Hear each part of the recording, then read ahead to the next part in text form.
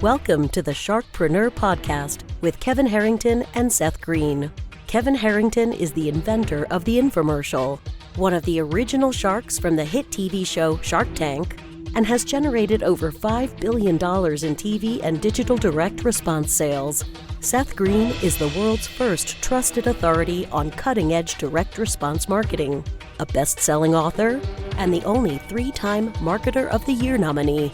On the podcast, Kevin and Seth interview sharkpreneurs who share straight talk on what it takes to explode your business. 49 faces looked to him in triumph. Over the last 12 months, they had each taken turns and promoted his business for a week at a time, driving over $987,342 in revenue. What if you had a network of 50 centers of influence who promoted your business every week for a year? Grab your copy of the #1 Amazon best-selling book, The Ultimate Guide to Growing Your Business with a Podcast, at 33% off the Amazon price by going to ultimatepodcastbook.com. Again, that website for 33% off the Amazon price is ultimatepodcastbook.com. Welcome to the podcast. This is your co-host, Seth Greene. Today, I've got the good fortune to be with Dr. Ryan Williamson from Transcend Health. Dr. Ryan, thanks so much for joining us. Thank you, Seth. I'm very happy to be here. We are happy to have you. You've had an incredible journey. Let's go back in time. How did you get started? Well, I guess like a lot of people in healthcare, experienced a lot of loss when I was younger, which led me into medicine, got through medical school, fell in love with the brain, and got into clinical practice and realized that I really wasn't making a difference. So about a year ago, decided to write a book. So my book, The Incredible Brain, will be out September 9th. Very excited about that. And in the middle of that, created this business, Transcend Health, where I coach entrepreneurs and business owners on how to improve their performance, improve their health, their longevity, so that they can live longer, healthier, more impactful lives.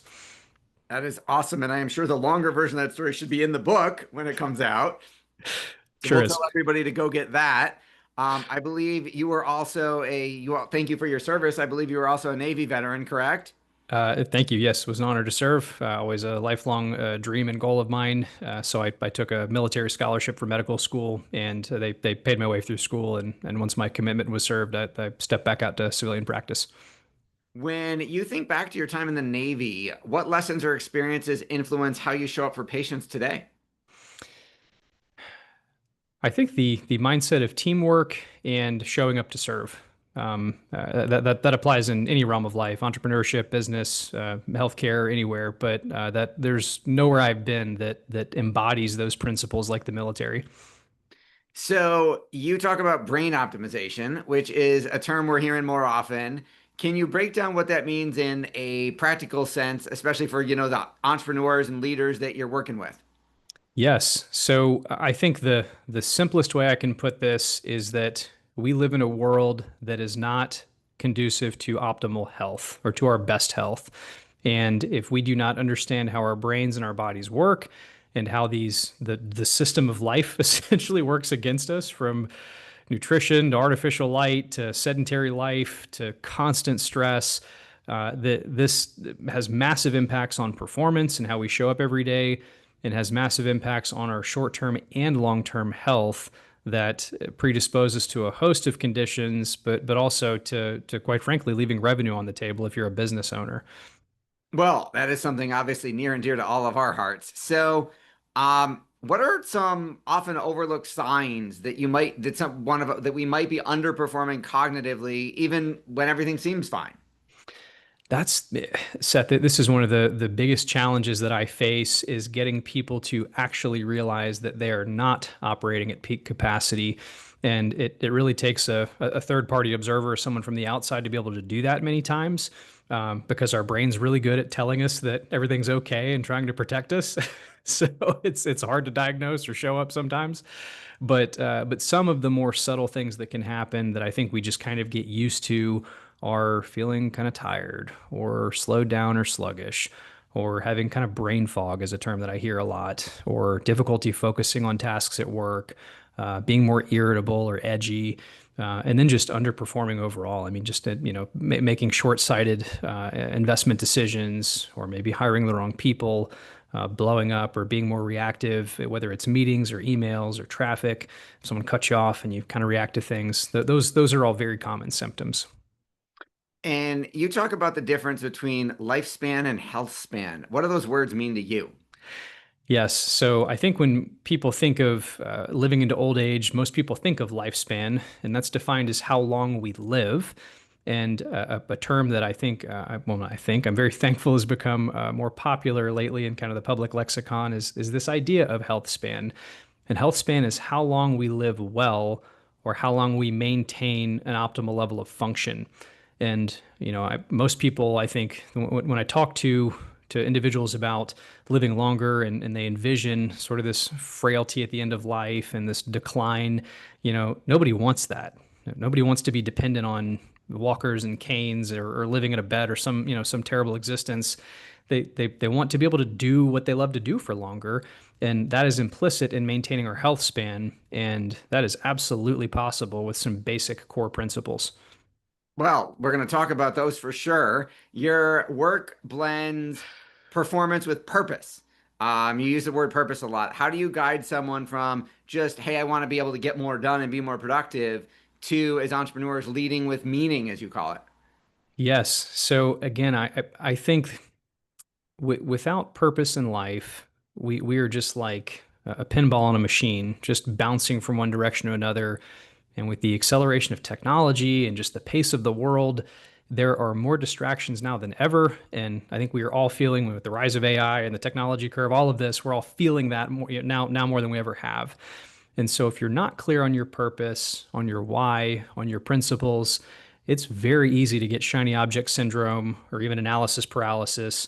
So that's part of my process is getting people clear on their why, what drives them. Not to mention, there's scientific literature behind this. People that have cultivated a higher sense of purpose tend to live longer and tend to get to do more of the things they love to do anyway. Which is what we all want, right? Yes, of course.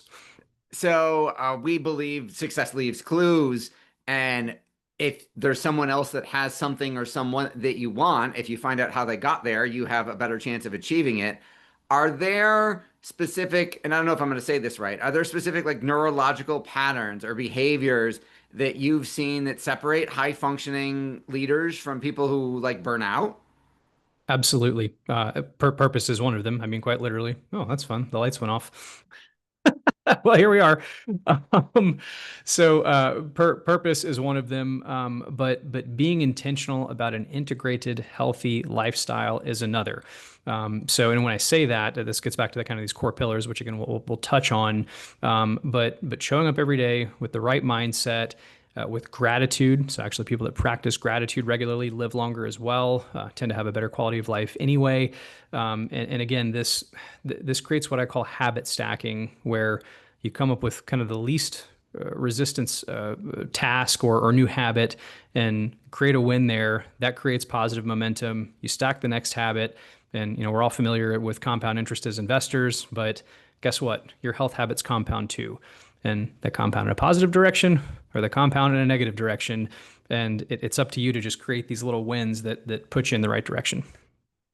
That makes a lot of sense. What you talk about habit stacking, what are some other tools, whether a simple habit or practice or something technological that we should be using to build more cognitive resilience? I think one of the easiest investments for an outsized return is just taking time to learn about how to achieve quality sleep. Sleep it's one of my core four pillars or principles, but we all sleep, or at least we all should. And when you look at most people need 7.5 to 9 hours of sleep, and there are some easy, evidence-based, well-validated ways to ensure that that happens for most people without having to rely on drugs or some sort of intensive protocol. So very, very easy pickup. And most of the entrepreneurs I work with look at sleep as potentially an opportunity cost, because that's a third of your day that you are not following up on leads or creating content or doing whatever. And I really would encourage people to look at that differently and think of sleep as your superpower and as a tool to actually help you perform better the following day and in the days, months, years that come down the road. Because if you maintain adequate sleep, I mean that is key to maintaining that health span and that lifespan. There is what seems to be a growing trend in whether it's biohacking or, taking your, finding a lab that'll test your, 200 different biomarkers and all these different scans. What's your take on all of that, and how do you balance that with, I don't know, real life? Yeah, of course. I think a few things. I try to operate from a set of principles or kind of first principles thinking, like a lot of entrepreneurs we hear about. And what I mean by that is that I try to base anything I do on what we have medical evidence for. And I see a lot of, kind of social media pundits and biohackers, self-proclaimed biohackers that push a product or push an intervention, and many times there's not quality evidence behind these interventions or these things that they're trying to sell. I won't name drop, but I think you kind of get where I'm going with this. Um, so just focusing on what works, what we know works, and what is actually effective is really the ticket here. And I'm very optimistic about where we're headed again with what's on the horizon with technology. And I think we're going to see a very different medical landscape for sure in 10 years, probably in 2 to 5. But until we're there, I think that we should cultivate these principles and really form our habits based on what we know works. I mean, that's very practical. Let's go the other direction. You use the phrase purpose-driven transformation. What does that actually look like in someone's life? So if somebody cultivates their sense of purpose, that gives them a compass heading, maybe to use a Navy metaphor or North Star to follow, no matter what comes your way, you know which direction you need to head. And again, when we start to build this into people's lives, I mean, I try to give people a playbook rather than a prescription. And what I mean by that is to teach them, how does their brain work? How does their body work? And what are the evidence-based interventions that one could apply to their life? And a good example of this is, if you hate running, don't run. Just don't do it because you're going to have so much resistance around it that you're not going to do it anyway. You're going to be so miserable while you do it. You're like, why am I doing this anyway? So there are different ways to find what works. And, if you love push-ups, for example, and that's a great place to start working on your health, then by all means, do the push-ups. We can build in the other stuff later. And that's a very specific example of a very specific kind of exercise or two, but this applies across the board, whether it's journaling, meditation, breath work, the right type of nutrition plan. I mean, on and on and on. Every discipline this is sort of how I approach this with people. If there's one mindset shift that you'd love to see more leaders embrace, what would it be? Gratitude. Easily. The shifting from I have to I get to is one of the most powerful tools at our disposal that I think most people really miss the mark on. And it's totally transformative in terms of how you approach every day. Where do you see the future of neurological care and leadership development kind of converging? Because you're at the forefront of both. Yes. Well, I think it's already happening. And I'm thankful that we've had more public facing neuroscientists, so PhDs, and then MDs or even DOs. I'm an MD, but MD DO kind of equivalent in my mind. Neurologists, let's just say that, make it easier, that are now public facing, that are doing this kind of thing. Because as I'm sure many of your listeners know, Western medicine is very reactive. And that I didn't fully appreciate this until I made my way through training and started practicing and realized, oh my gosh, I don't ever hear about anybody until they've already had a serious problem. And that is not an effective way to deliver care to anybody. And so if we can maintain this idea of a proactive stance, of maintaining our cognitive capacity, of finding that purpose, that directly translates to a higher level of performance, that directly translates to a higher level of leadership, and of course, business productivity, entrepreneurship, better products for everybody, better market. It's just a win-win-win all the way around for everyone. You've helped so many people. What's your biggest challenge now? They're a handful. Well, I certainly am not immune to any of this, and so as my business changes and as I do more podcasts or write a book or coach more clients or however that shows up, I have to stick to my principles and remember what's important to me and make sure that I'm still adhering to all of the health habits that I coach others on, and sort of remind myself of that. And I mean, again, I love the lifestyle that I have. I'm very fortunate. But I mean, it's easy to let that snowball in the wrong direction. So being aware and hyper aware of that's very important. Your passion is obvious. What do you like best about what you're doing? Just showing up to serve and help people. That's always been my passion. Funny enough, I've been doing an annual retreat at our cabin with my dad the last couple of years, and he brought this up, but he said the one complaint we got about you when you were a kid in school was that you always wanted to help people finish their homework. And I got reprimanded for it, but he said you've always had this servant heart and mindset, and it made me a little tearful to hear that from my dad, because he's a pretty stoic guy. So to see him get emotional is really special. But I think that desire to help has always been there, and just trying to craft that in a way that's best for everybody is just truly a passion.